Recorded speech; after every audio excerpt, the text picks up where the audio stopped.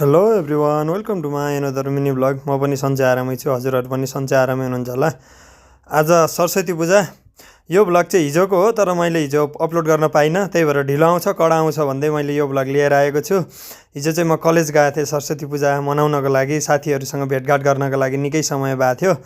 अनि कलेज गएँ, साथीहरूले चाहिँ सरस्वती माताको दर्शन गरिहरू बाहिर निस्किसकेका थिए। म गएँ, दर्शन गरेँ, फोटो भिडियोहरू खिचेँ। लामो समय भएको भएर होला कलेज नगएको पनि, कलेजमा मैले धेरै परिवर्तनहरू देख्न पाएँ। यही बिचमा चाहिँ टक्क लाएर मैले विद्याकी देवी सरस्वती माताको मैले सानो भिडियो पनि तयार पारिहालेँ। अनि मैले साथीलाई कल गरेँ, साथीलाई कल गरिसकेपछि चाहिँ साथीहरू गार्डनमै छु भनेपछि म घाम तापिरहेको साथीहरू ठाउँमा गएँ। एकदम रमाइलो हुन्छ साथीहरू भेटघाट गर्दा चाहिँ, मलाई एकदम रमाइलो लाग्छ। भेटघाट भयो, गफगाफ गऱ्यो, एकदम रमाइलो भयो। फोटो खिचिया थिएन नि त, त्यही भएर हामी फोटो खिच्नतिर लाग्यौँ।